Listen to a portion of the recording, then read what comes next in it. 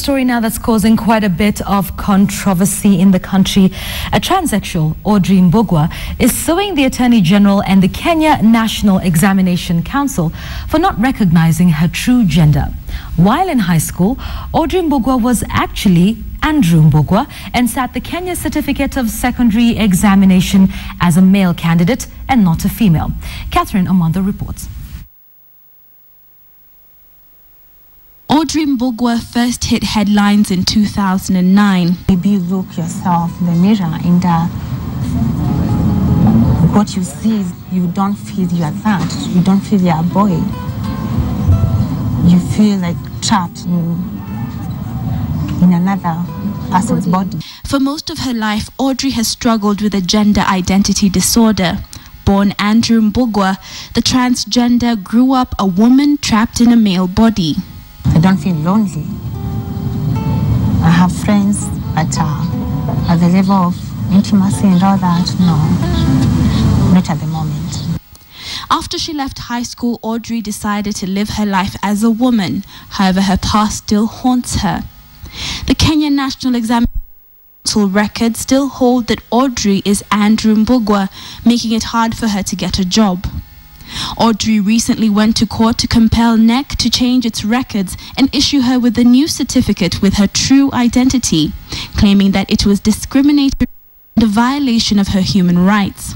Her male identity is also reflected in her national identity card and her passport. She wants these changed as well. State Council says the case could be a tricky one since Audrey was actually born male and lived half of her life as a male.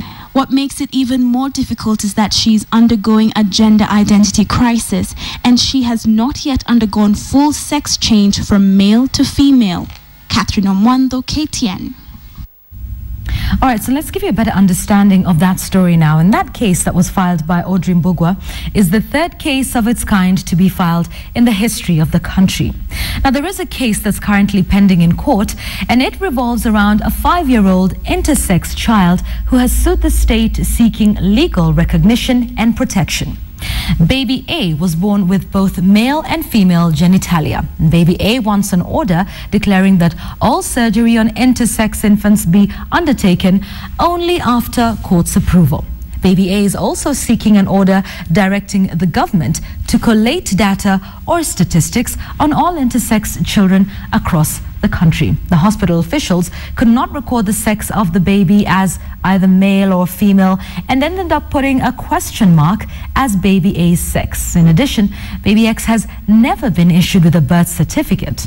This case is the second to be filed in the country seeking legal recognition for intersex. Now, the first of such cases was filed in Kenyan courts by one Richard Mwasia. The man who was awarded $500,000 by the courts for the inhumane and degrading treatment that he experienced at Committee Maximum Prison said he suffered that inhumane and degrading treatment by exposure to male convicts, prison warders, and the public. Mwasia said he is neither man nor woman and that there is no special prison to hold people like him. He went on to say that the law is discriminatory against him because it recognizes only two sexes. Audrey Mbugua's case now becomes the third in the history of the country, and it'll definitely be interesting to see just how this unfolds.